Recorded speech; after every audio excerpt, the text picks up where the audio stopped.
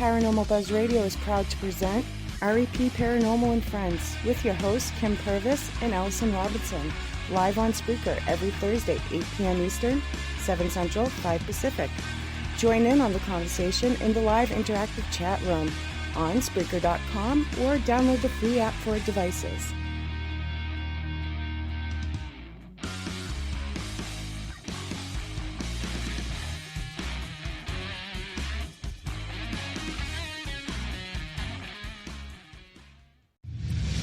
Ladies and gentlemen, here it is, the most listened to radio show on the planet. Even the other stations are tuned in too. The views and opinions expressed in this podcast by the host or the guest do not necessarily reflect the views of Paranormal Buzz Radio or its sponsors. Use of any materials produced by Paranormal Buzz Radio without express written consent is strictly prohibited. For information on everything Paranormal Buzz Radio has to offer, visit our website, paranormalbuzzradio.com. Like us on Facebook, follow us on Twitter and Instagram. Listener discretion is advised.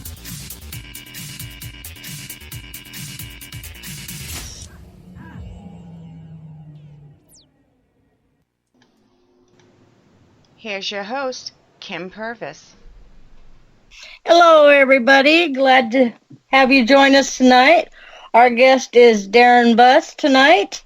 And before we get started, Darin, why don't you tell everybody about yourself here real quick before... Well, I'm just an ordinary factory working kind of guy. I worked at Oshkosh Corp for almost 20 years now. So I work in that prep and trim technician area where I get stuff ready for the trucks, for the military trucks and whatnot. And that's pretty much it for what I do for that. But, that's about all I do on the side for now, besides going on some paranormal investigations on the side sometimes. And in everybody's chats. Yes, exactly. Yeah, I'm Well, you got Jen B, Cynthia, Matt, Shay, Wolf are all in chat right now. Hi, everybody. Hello, everybody. Welcome to the show. Let's talk about your first investigation at Greenville Station. I've never heard of the place, so. Well, it's in Greenville, Wisconsin, just about maybe 10 minutes away from Appleton. I'm from the Oshkosh area, kind of almost in the middle of the state, if you want to look at it in the maps there. But, that was my first time, my wife's first time on going on an investigation. She brought a couple friends along. And it's a really old building. It used to be a train station, a bar, a restaurant, and then it was a funeral home for the longest period of time. So we thought, well, why not? Let's spend a Friday night and let's spend our $20 and have a little fun. So yeah. So that's what we did. It was about an hour and a half long, so it wasn't really real long.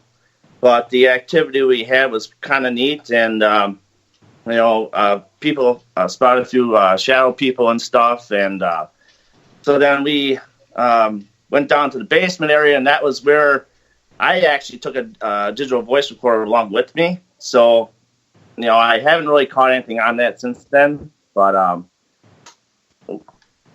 sorry. Anyway. So then we were all sitting in the basement. This basement is just huge. I mean, it's got the informatory area where they burned the bodies and stuff. Still all down in there yet. And some people were getting touched, the hair pulled. I had a rock thrown at me at the first time, so that was kind of interesting. And, so we went upstairs, and that's where they have, the second part of where a bar area was, the pool stuff. And then it used to be a brothel. I forgot to mention that. It used to be a brothel as well. And so up on top, there's this balcony, and supposedly one of the prostitutes that was up there hung herself from there. So that was quite interesting. And so they did some EVPs or not EVPs, I'm sorry, spirit box sessions up there. And what scared the crap out of my wife is her name came through.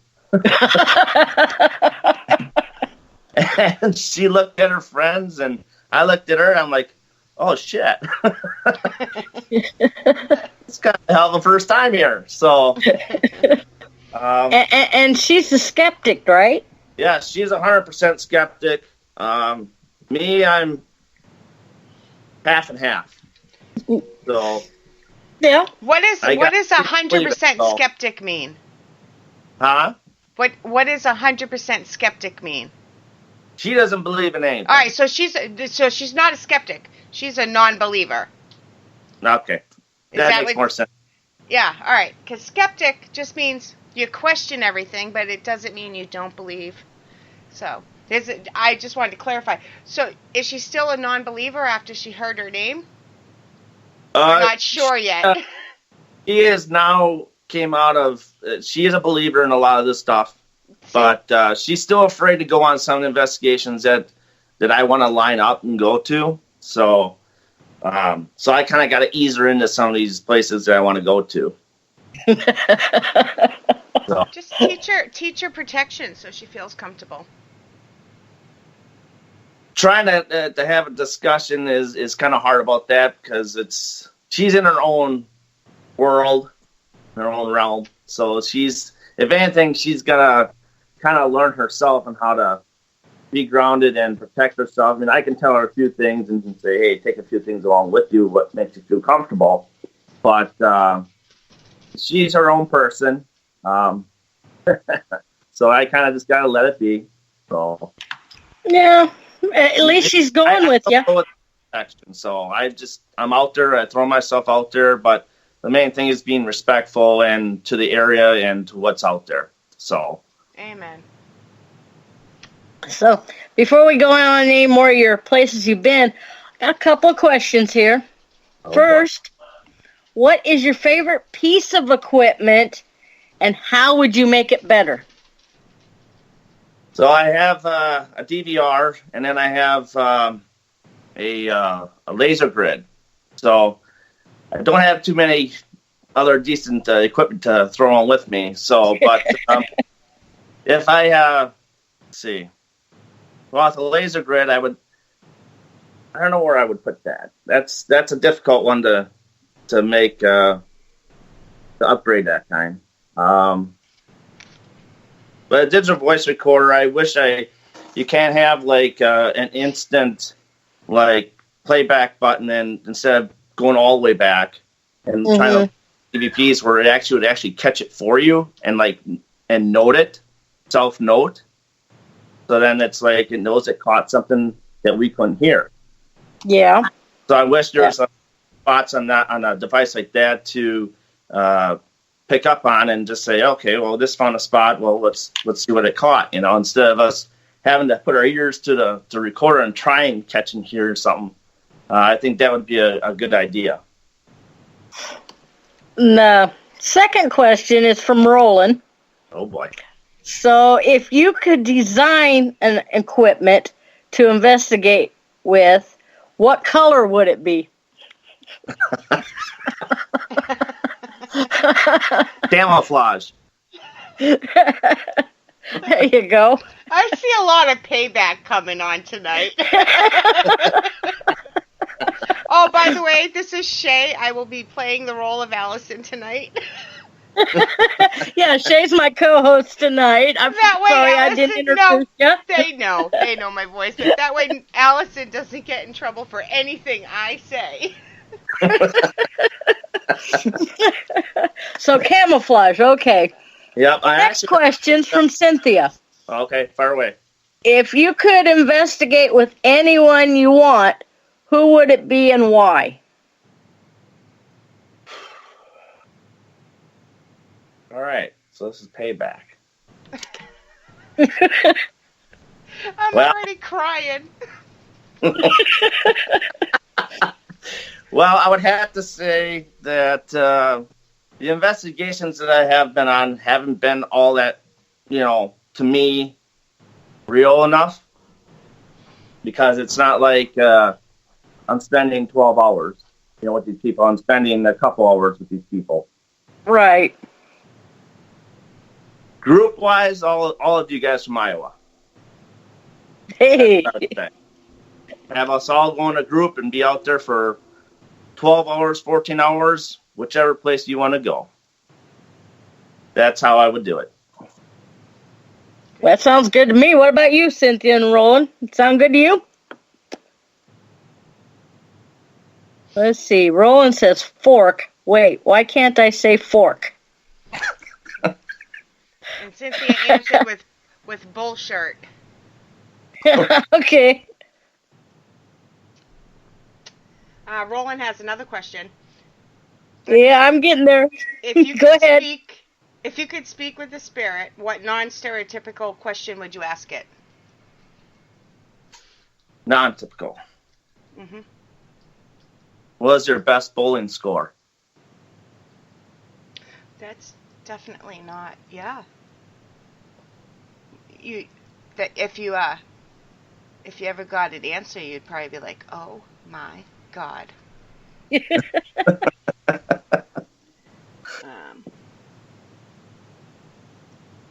I'm a bowler. Oh, so. Here's a good one. What's your opinion on Shay not... This is from Roland. What's your opinion on Shay not saying the word fork yet, Darin? Does it make you sad, and why? Well, fuck yeah. It's not my show. I'm being good. Yeah, we're being good. I'm trying. Or... Fork you, Roland. Wait, why can't I say fork? He does have a serious question, Kim. No, I'm getting there. I'm still at Cynthia yet. Did I miss one? Cynthia, what is your opinion on investigating with mediums? I think they're great. I would love to go with an investigation with a medium, because in that way, because me, I can't see a spirit, I can't hear spirits, and with having a medium, they can at least warn me as to what kind of room in the room that I'm going to, and just tell me what's going on in the room. If I should go in or if I step out, or just kind of proceed as to the investigation more cautiously, or that type of deal. Let me know if it's malevolent. That is a key component to have on a team. So. Sorry. And it's good if your team works good together as a team. Correct. Still working on that. We'll find. We gotta find you a team. I don't know anybody from your area though. Yeah, that's just me. I might put something out on Facebook and see if somebody takes a grab to it or not. There you go. So. Serious question from Roland.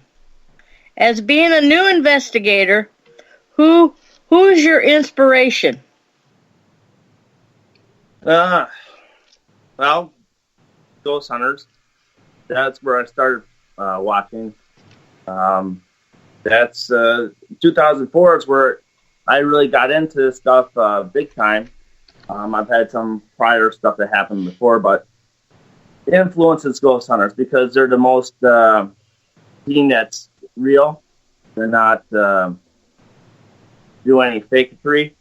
In my mind, they don't change very much. Although with this new team that's out right now, it's kind of interesting how they're working the equipment and stuff like that with the new gear and how they're responding to the new gear versus what they had back in 2004.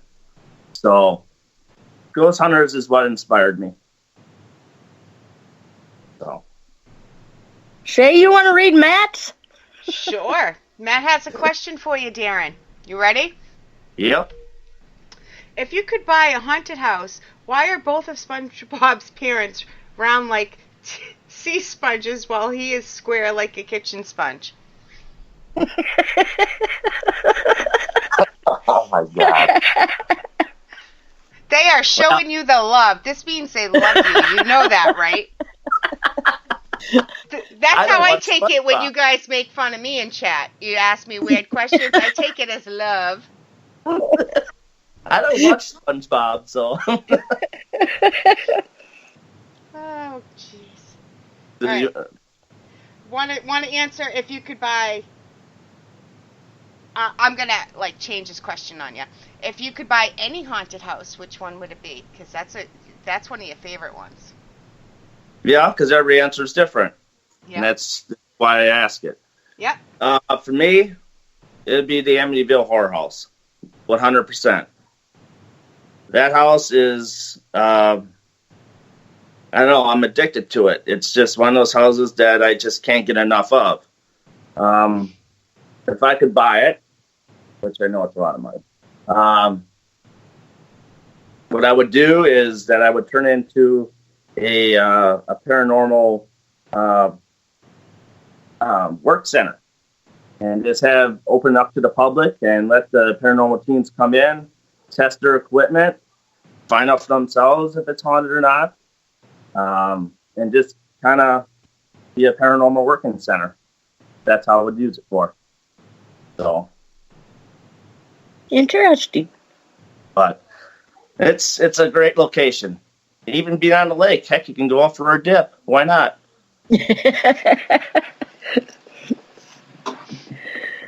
Let's see. I just read Roland's question. Which one? All right. Hi, Josh. Yes, I know you walked into a PG show and you're shocked. So I'm going to read, Darin, I'm going to read a question and then a statement from Roland, just so yeah. Okay. It says, do you feel that demons are being thrown around too much, and why are demons not complaining about being thrown? And then he says... how far can you throw it? That's right. But then he says, I hope Darin doesn't stop asking questions because of this, because that would be sad. I think, no, everybody loves you, and they're just... We're just picking. Yeah. This is payback. And that's okay. I'm all for it. I mean, it's... If you don't ask questions, how you're not going to learn. That's right. No, yeah. And you help us with questions. You know, you're in there. Definitely. We appreciate it. Yeah. It's, quite honestly, I stumbled onto Roland and Cynthia's Facebook Live, and I believe it was in March when I got in there. And I hung around for a little bit, but then it's like, I like these people. They're honest. They talk about what's going on in the paranormal world and what I'm thinking, you know. And it's just it's like when you meet new people, and it's like there are some people that just stick. Yeah. And that's what they've done for me. They stick. So they're why going to give you their honest answer. They're not going to tell you there's something. No bullshit. They're not going to give you a popular answer. They're going to tell you what they think, what they feel, and that's what matters. Yep. Right. That's what I like about the short bus too. Yes. They are very honest and straightforward too. Yes, right. Very. Love them too. So I met you on one of their shows, so that's how we all got started. Who? I met you through their show. Oh, is that how? That's how. I don't remember a time you weren't around, so. Yeah. Josh wants to know how much Cynthia bribed him.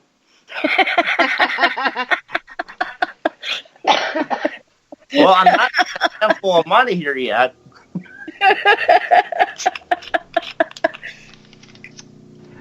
I'm still waiting. What got you interested in the paranormal? Like, what was just the show? Did you have early experiences? I had lots of early experiences. It all started when I was pretty much 7 years old. We were at a friend's house, and we were monkeying around with the Ouija board, which at that time none of us knew what it was actually used for, and we all thought, it's just a game. Why not just fool around with it, you know? So,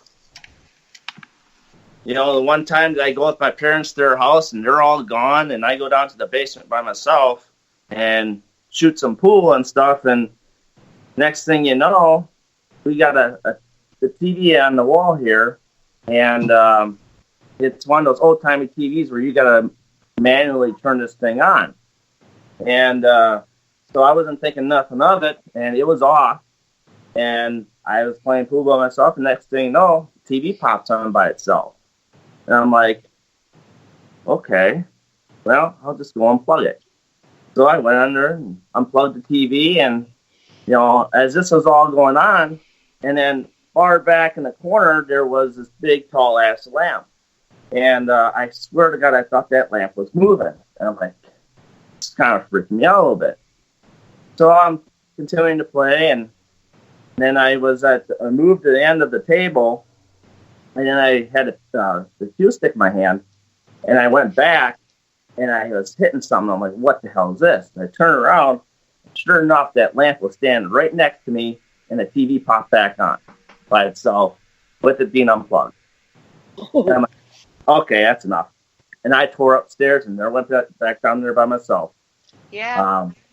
I would be right there with you. That was the first time. The other times where I dealt with the old hag in my bedroom, you know, waking up, and it's like, what is this person on me? It's like, who is this lady, you know? And it scared the crap out of me. That was another instance where I dealt with that, and that was kind of brought on, though, I think, because of watching the Blair Witch Project for the first time. Oh. And that one scared the crap out of me. I mean, it was like, I just, you know, it's like when you get engulfed in a movie, you put your full attention to it. And I think that's what really brought that on to me, as far as the old hag lady. What else? So here's the other thing. So my wife had this apartment at the time, and she lived in the second story of this apartment. And she didn't know, but this lady that used to live before her hung herself in the apartment. So that's a little added feature to that. But when we came back from going to the bars one night, and we got upstairs, and I'm sitting in the living room, and next thing I see is on the space board here is a big-ass blue light, like a big-ass blue orb. And what it did is it went up the wall, across the ceiling, went right back down the other side of the wall, and disappeared. And I'm like, what the hell was that? You know? And this is like 1:30 in the morning. So that freaked me out. But what freaked me out the most about her apartment is, in the old days, they had this marble flooring, okay, in the bedrooms and stuff. And she had a big wooden bed. She never wanted to sleep in her bedroom. I'm like, why don't you want to sleep in here? She's like, I'm afraid of this room. So I'm like, well, why are you so afraid of this room? Because they had a closet. It's a crawl closet. And she said she thought there was something in the crawl closet. So I'm like, all right, well, let's just, you know, sleep out in the futon. So the next morning, I go in her bedroom, and her bed has moved the border off to the side. I'm like, how the hell did that bed move? I'm like, did you get up and move your bed? And she's like, no, I can't move it. And I said, okay, well, let's move it back to where it was. So we leave, and then we come back to her apartment, and the bed was all pushed out again from the wall. So I'm like, what in the hell? So that was kind of crazy with that part. But, you know, we lived in a haunted house, our first house. She could see the person, but I couldn't. He died upstairs, I guess. But she was afraid of that house. She did not like being in the basement at all. And we had some weird instances with that one where we kind of lived down by the college area, and we had a frat house across the street. So we know around 2:30, 3 o'clock in the morning, we got girls coming to our front yard and just puking in our yard with their, keg parties and stuff. But, all of a sudden it's like, this is, like I said, 2:30, 3 o'clock in the morning. Someone's banging on my front door. I'm like, what the heck is this? So I'm going downstairs with a bat in my hand and getting to around where the living room was where the front door was. I got about halfway through the living room and it stopped. So I'm like, okay. And I went back upstairs. 10 minutes later, did it again. Ran back downstairs, got halfway, stopped. Like, this is getting ridiculous. So then I just opened the door, looked around, nobody's out in the front. And, it's like, okay, whatever, going back to bed. Well, third time happened, 5 minutes later. We're upstairs, and I can see the front of my porch from my window, my bedroom. And I'm just letting it pound. And I'm like, this is nuts. And I'm like, there's nobody there. And you're hearing the pounding. So the next morning, I looked at my door, and I had a big dent in my metal door. And I'm like, what the hell? So that freaked us out. And, it's like, what do you do? It's like you can't explain it, And I just told her, I says, we need to get out of here. She loved the house. It was an old-time house, and if she could pick it up and move, she would. But it's like, hey, we got to get out of here. So we put the house up for sale, and we were coming back from up north. Not even in the house 5 minutes. And all of a sudden we hear crash, bang. I'm like, what the heck? Went out to the front. Here, the for sale sign was knocked over in the yard, smashed, all covered in blood. Oh, I'm like, who the hell would do that? We're moving. We want to get out of here. No kidding. So, thankful for us, we were out of there in 2 weeks. So, that was the extent of the craziness that kind of happened prior to watching Ghost Hunters and all that stuff. So, in our new house, we got nothing going on. Thank God for that, because it's a spec house, so we're the first people to live here. But, yeah, it's kind of crazy stuff. And Roland's got another question here for you. What is the Holy Grail for you, and would you share it with your friends? Holy Grail. There isn't one for me yet. Haven't been out long. Understandable. You've only been on, what, four hunts? And like you said before, if I found the Holy Grail, that'd be it. I wouldn't want to. Why would I want to investigate anymore if I got to the Holy Grail? So yeah, I agree with him. I don't want to know the Holy Grail. I want to keep finding stuff, keep going out there and finding what's new out there, and continue investigating. Yes, it's the thrill of learning new locations and new cases and the history behind all these locations. So. Cynthia asked, if you could sit down and talk to a witch, would you?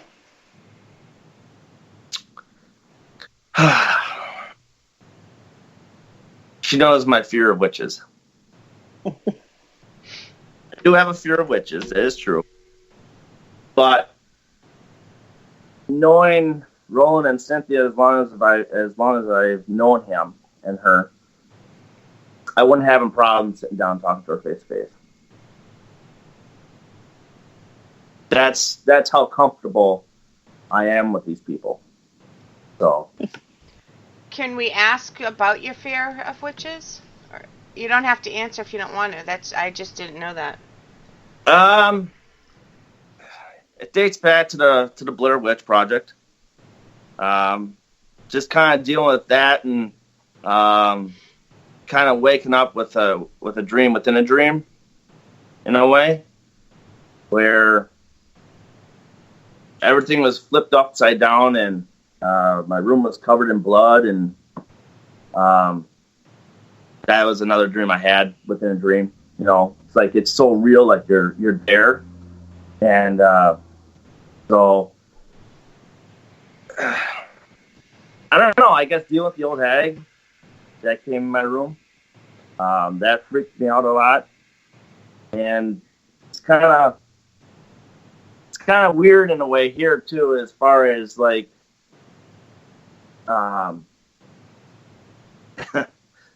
laugh at this, but when I'm in the shower, and when you're washing your hair and stuff like that, I have to have my eyes closed because I think that I'm facing the back of the shower, and I think this witch. I always get the feeling this witch is trying to stick her hands in the shower and try and claw at me, try and grab me.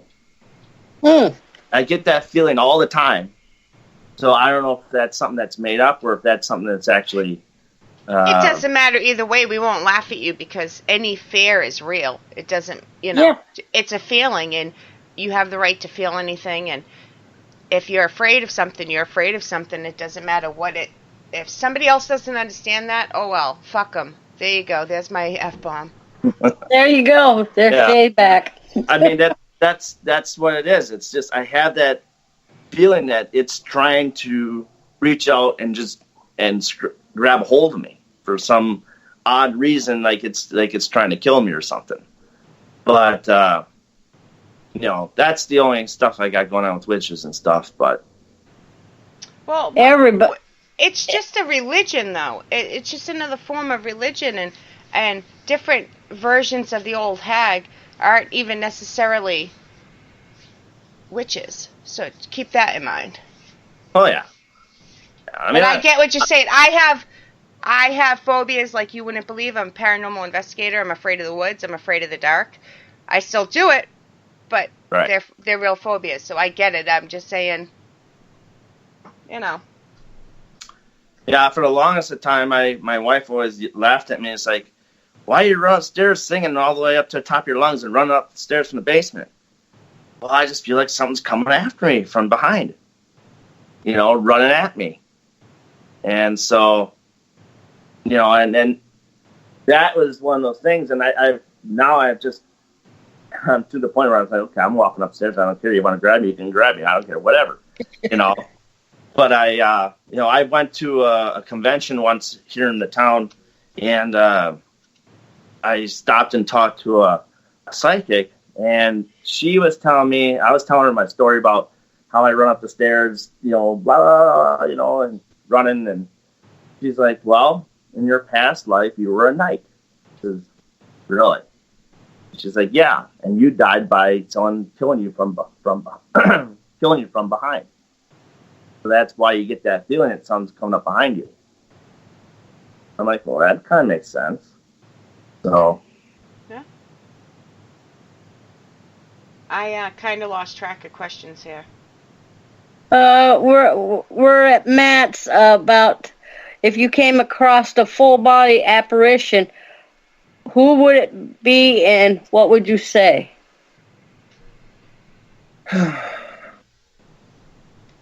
My grandma. I had a close relationship with my grandma. She died a long time ago before my first child was born. And I missed that because when I was a child, I spent a lot of time with her, where I would spend like a week or two just up there with them by myself and have their full attention.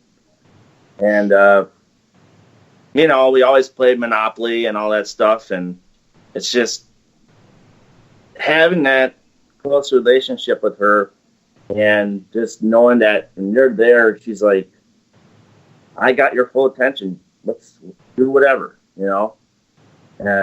it's just, miss her quite a bit, and I wish she was here to see my kids grow up. But, that's what I would say. Let's sit down and play another game of Monopoly. I feel that. So that's probably one of the hard losses I've had. it's hard to bounce back when you lose something like that. So take some time. I think mine would be my great grandma. Me and her were really very close before she passed, and I really miss her. Yeah. I could sit down and talk with her or anything, and it's like I really could use her sometimes. Right, exactly. So that's who it would be. Serious question from Roland. What are you looking for as an investigator, and why do you do this? I want my aha moment. I want to say, hey, look, I saw that shadow. Did you see what that shadow just did? Or, that door slammed. Something I haven't caught yet. I have, with my eyes that I have, the condition I have with my eyes, I can't pick up shadows at all very much. But if something ran at me, maybe I'd be able to catch it. But, it's that aha moment that you've seen something happen right in front of your eyes, and experience things that you've never experienced before.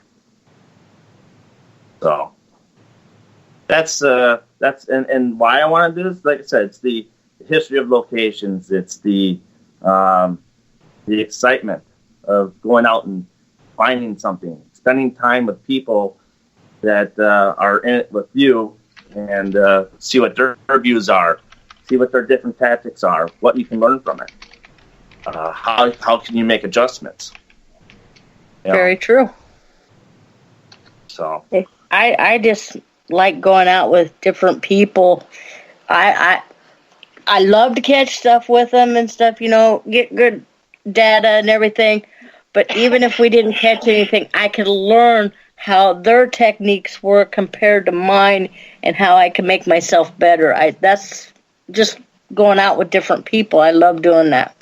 Amen. Right. That's a great answer too. Yeah. And it's evidence, not data. Ha ha ha. Hashtag data, not evidence. Smart Alec. Okay, Matt has a question here for you.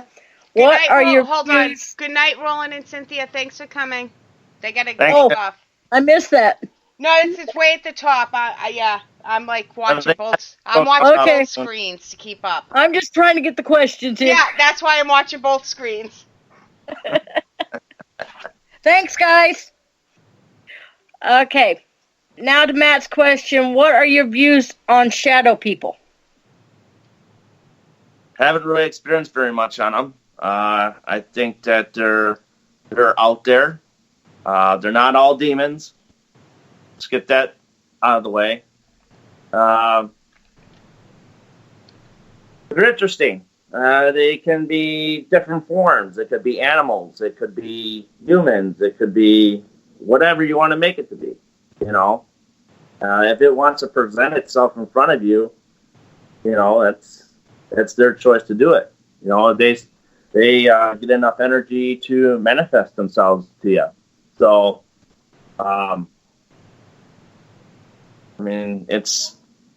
they're out there. Mm-hmm. Just gotta find them. Let's see. I think we had another question.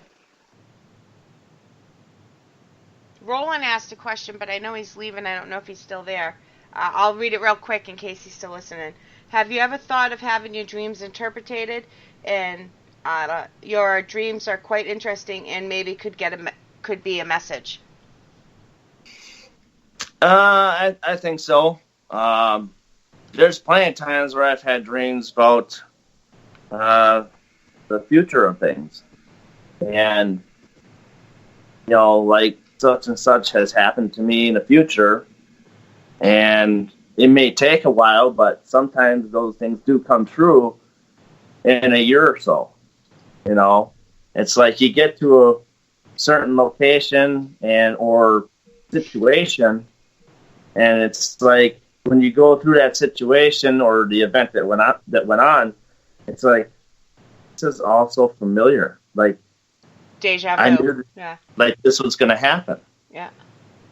So, very true. I think dreams have a lot of meaning to them, and sometimes it's your choice to own up to it, or not own up to it, but move in on it. See what happens, But yeah, dreams definitely can move you in a different kind of way and different kind of path that you probably didn't think you were going to move into. Yeah, I agree. Let's see. I think we're all caught up on questions. Wow. I think so. So how about if we go back to one of your investigations, the Shelby County Insane Asylum? Yeah, Sheboygan Insane Asylum. That was a trip, man. I mean, that was an awesome feeling just being in there, seeing what those people had to go through all those years. I mean, the building's been up since 1939, and it's in great shape for its age.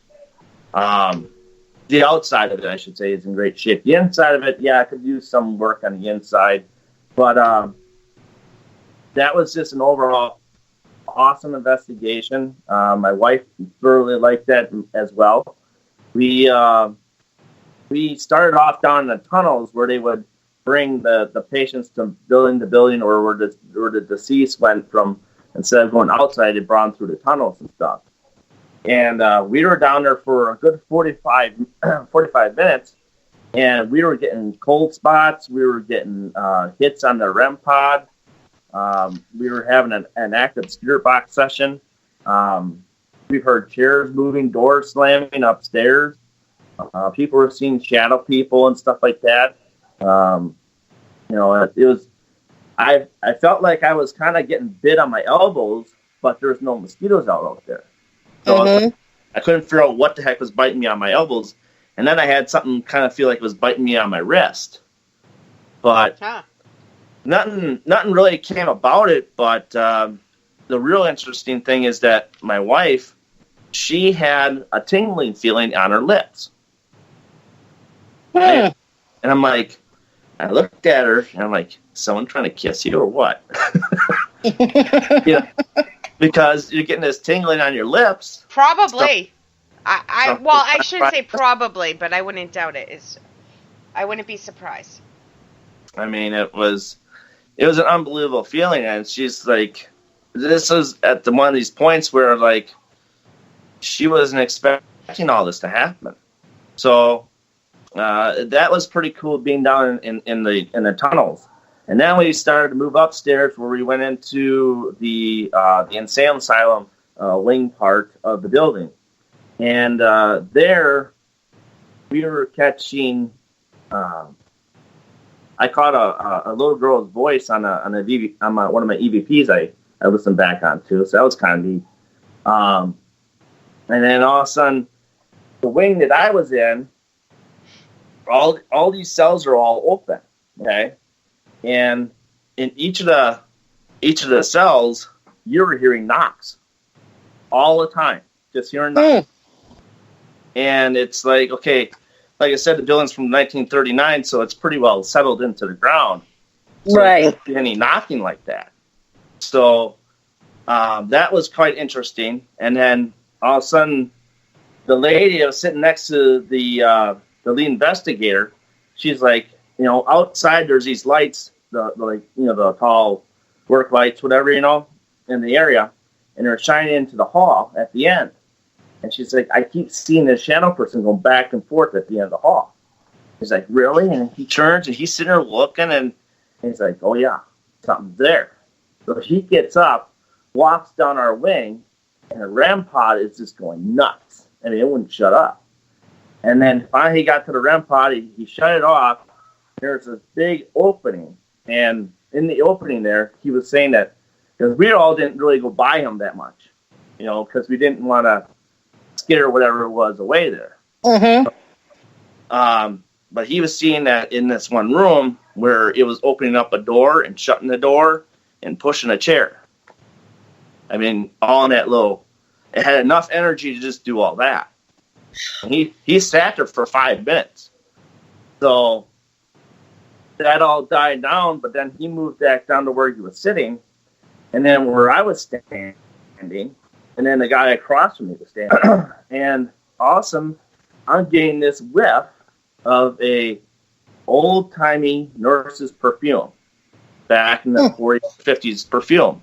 And I'm like, what is that? And I'm looking at my wife, and she's sitting on the ground, and I know what her perfume smells like. This is nothing like hers. So I'm moving. As I'm moving, the smell is moving along with me. And they had this girl's name. I forgot what it was. I think it was Linda or something like that was the nurse's name. And I didn't want to say anything because I didn't want that guy to think I'm nuts or something, like I smell of perfume, So, because there's a lot of women in this investigation that we're doing. It's like a group of 20 people doing this. Mm-hmm. So it's like you could easily get, manipulated. But as we ended that session, as I was going in the open part, this other guy followed me with me. And he's like, "You smell that perfume?" I was like, "Yeah, I smell that old-timey perfume." I was like, "Good. I'm glad I wasn't the only one that smelled it." It went right by him, too. So she made the rounds and stopped by me. Must have been staring at me, and then went by him and stared at him, and then went off to do whatever, But that was crazy. I mean, that was really, really crazy. But we last area we went into is where it was like the nurses' wing. And in that area, these are really tight quarters. I mean, really tight. And I stood at the end of the hall with this other lady. She had her laser grid going on. And I was going to bring mine, but I figured, well, she's got hers. No sense to get mine out. So, but I was standing right in where a door was. And I always, for some reason, felt that somebody was in that room. And I thought that the person was going to come out or something. And I could feel it got super heavy. I mean, heavy. And she was having a full-blown headache. And it's like, something's down here. And I'm like, I can feel it. So then it's like, I'm looking at my wife. I'm like, hey, a whole, quarter of my head is killing me. Just a quarter of my head is killing me. So I'm like, something's here. Did something slap you? Nothing really ever happened. We had a guy that was, is kind of being a jerk, going in a room and shut the door on him in a room by himself and started pounding on the walls and kind of screwing with the investigation and stuff. But, you're going to get some people that are like that want to think they're having themselves a TV moment or something, Right. But, yeah, that was just an overall awesome investigation. Love to go back. Trying to maybe possibly go back in October, but I'm not sure how that's going to turn out. Yeah. But, sounds like an interesting place. It does. It really does. That place. It was very, very active. One of the most active places I've ever been. It's just, I mean, they had a young kid out there. He was 12 years old, and he went outside when it was daylight yet. And he's over in one of the wings that we couldn't get into because he had some of the rooms rigged. So if he had intruders would go in those rooms and then it'd lock behind them, then it'd be stuck in the room. So that's why we were only allowed to go on a certain part of the wings. But he also had watchdogs around the place too. But this kid, he was seeing shadow people going up and down these windows in the other wings that we can go to. And so then the lead investigator went out and was like, sure as shit, you've seen them too. So that place is pretty wild. Yeah. Sounds it. Oh, yeah. Definitely. I'd like to go check that one out. Pretty cheap. He charges $40 for, was it 3 hours? Her gas would probably be more than that. Yeah. Yeah. I mean, And motel room and the one I want to go back to is I want to do the 10:30 to 2:30 time and see what's different about it. If there's a different aura about the building versus we do that. My group does that. My sister and I are big on that. We go back to places as many times as possible to see different elements and keep track. So that's very good thinking. Yeah. I mean, if there's a different time of the day that this so-and-so kind of happens, like if it's more residual, some of these were kind of intelligent hauntings that they had there too. So it was very, very interesting. What I do when I go on an investigation, before we even start, I've got a notebook. I write down the time we started, what the temperature is, what it's like outside, what it's like inside, and then I'll go around and do like EMF readings, and I'll write all that down so I know what I'm going by, and then start our investigation. Yeah. We do most of that, not all, but we should do all, but I just... Well, I figured they're going live with my live chat all the time, so I can do all this other stuff while they're doing that, see? Yeah. Right. I don't think we keep track of the temperature and the... We should. I'm not saying... I'm commending you for doing it, is what I'm... that's a step above us, and I always say, it's a good idea, but I don't know. Yeah, I'm kind of looking at something right now, looking to purchase one of those GoPro cameras. And the one that I found is it sits on your chest. And you with can the harness. Yep. Right. But they all have, the GoPro will fit on different ones. So that one might come with the harness, but then you can also get other pieces so you can wear it on your head, so it can have a stand, so it can... Right. Yeah, and the ones I'm looking at have night vision to them, so... that's what you want to get. Right. That one was on, I think, Amazon for like $89. Yeah. I mean, there are some cheap ones and then there's some expensive ones. It just all depends on what kind of features you're looking for. Exactly. Right. Do your research. Yep. Right. I mean, but that's one of those things I'm looking to get. So it has a full spectrum camera on it, maybe. Something, full spectrum, night vision, either. Make sure it's not just the daytime one. Yeah, some of these locations I go to, he doesn't allow Facebook Live or YouTube videos and stuff like that. So yeah, a lot of places don't. Yeah. So, but that's some of the stuff that's kind of where I'm headed towards, and getting a K2 meter and all that stuff too. That's another thing I want to look at. So, but when we first started out, it took us close to a year before we got any more equipment. We started out with an old video camera that took the cassette tapes, had night vision on it, and we all had recorders. That's all we went with for the whole year. And recorders are cheap. I mean, they're So that's what we started with, and we didn't start buying equipment until a year later. Yeah. The stuff ain't cheap, that's for sure. I mean, I was on Ghost Stop, and I was looking at some of that stuff there, and it's not cheap. No, it's not. It's very expensive. Yeah. But. And a lot of stuff I've gotten at Dollar Tree. Yeah, my sister has too. Bluetooth speakers, stuff like that. Yep. And everybody uses the flashlight system. I use the screw-on candles. Oh yeah, I've seen that Dollar Tree sells for $1. The Granger House, wasn't it? Yep. Yeah, I was watching that one. Ask Shay how she feels about the flashlight system. She loves it. I plead the fucking fifth. Everybody knows how I feel about it. The best thing with the candles we've ever had happen is when we were at Villisca. Okay. They were all off. We set them on a table. We went out for supper, and we said, it's going to be dark when we come back in. Could you turn our lights on for us before we come back in? We came back in. They were on. So. Yeah. Adam Tillery has been in chat for a while now. And hi, Adam. He says the good old days when finding ghosts was simple. Yeah, exactly. You know. And sometimes that's all it is simple gear to find the simplest thing. Yep.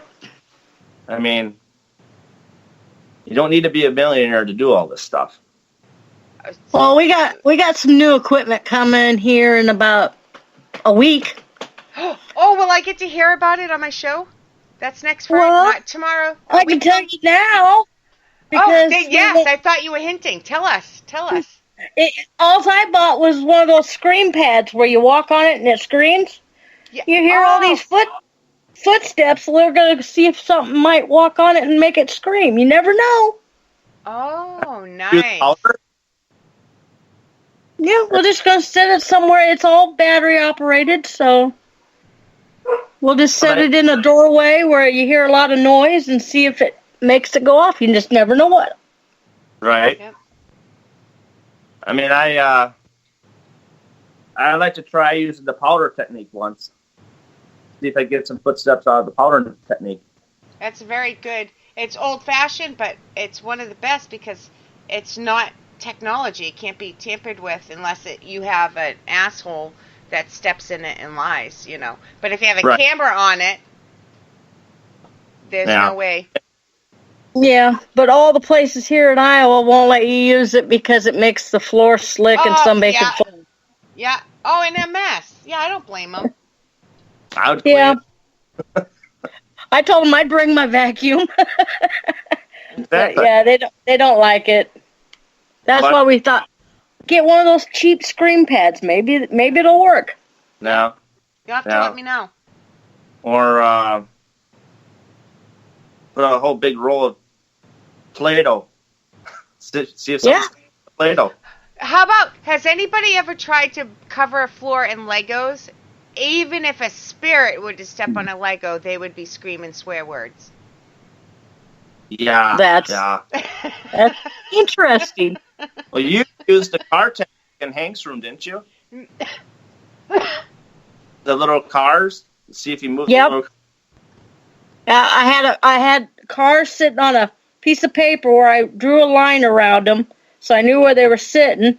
And then I had a little pool table from the Dollar Tree, and I had the balls just barely sitting on the pocket, and all they had to do was touch it and knock them in. But I think one of the cars moved. We weren't really for sure. It looked like it was, but the pool balls never moved.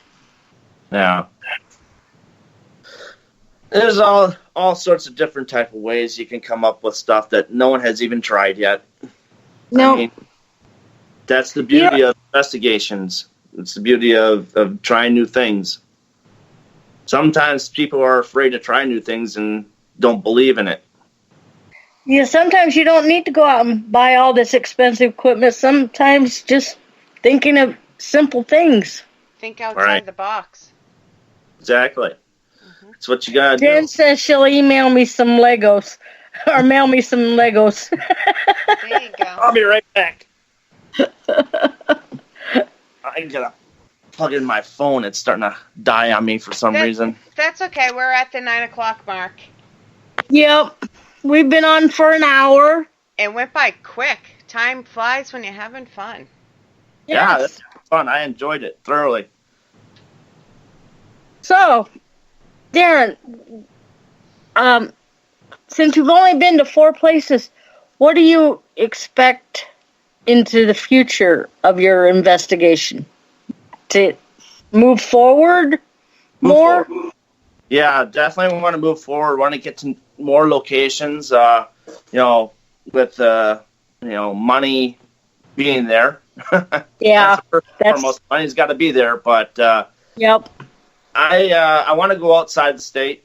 I think that there's a few paranormal groups that are in town that, not in my town, but, out up north somewhere, maybe get a hold of one of those people and say, hey, do you mind if I join you on some of your investigations? You go somewhere different. But for the forefront, I definitely want to get to Iowa first. I want to get to Melbourne. I was scheduled to go at the end of June, and that fell through because of money issues. But, Melbourne, Villisca. I'm not afraid to go into Villisca. Not afraid to go into Melbourne. Although I have to say, I told my wife about Villisca and the history about Villisca, and she's like, no, thanks. I'll car. So she won't step foot in Villisca. So there's a barn she can sit in. Yeah, I told her, maybe if you want to go shopping, just drop me off. You can go shopping. But I don't think I have a problem with Melbourne, because I was just going to take the tour, the 2-3 hour tour of Melbourne when we were going to go down there, and that way I can kind of get an idea of the place and get familiar with it. But in all honesty, as much as I've seen of it, and same thing of Edinburgh, it's like, well, maybe I really don't need to go down for these tours, because I see enough of it on Facebook where I think I'll be all right, but you still got to get that walkthrough, and get the feel of the place before you, indulge yourself into an investigation. But yeah, forward. Well, hopefully you'll find somebody to get teamed up with. Yeah, I've talked to a couple guys at work, and they are all interested in going to that the cemetery that's close by. It's a really old cemetery. It dates back to 1873. It's by one of the asylums we have here in town, and it's a hidden cemetery, not for public, and there, me and my wife drove down this really scary road just to get to it, and she's like, "Is that it?" I'm like, "Yeah, that's it." So I got out and I took some snapshots of it and stuff. There's no headstones out there. They have a big giant flag in the middle of the whole area, but there's no headstones, but the bodies are still there. So there's like 750 bodies still out there. Oh. Yeah, I saw the picture of the stuff, yeah. So, I mean, so now I'm actually I gotta go back to the library and talk to one of the guys there and see if that's all Indian burial grounds out there. Yeah. Because they're building a building out there. It was a new correctional facility, and one of the guys I work with used to work out there as it was being built, and they had stopped digging the ground because they're coming up with all these bodies. So sad. Yeah. Crazy. But this place too is it'd be awesome if this place will at some point go under, because they're so close to being closed as it is, because they're not meeting up to federal funds, and the funds are going away. So within the next 10 years, I'm thinking that this mental insane asylum is going to be up for investigations. So nice. Yeah. That's what I'm looking forward to. Well, since we've been on a little over our hour, I better give the shout-outs here real quick. We had Wolf, Shay, Matt, Jen B, Adam, Tillery, Josh Smith, let's see, Roland, Cynthia,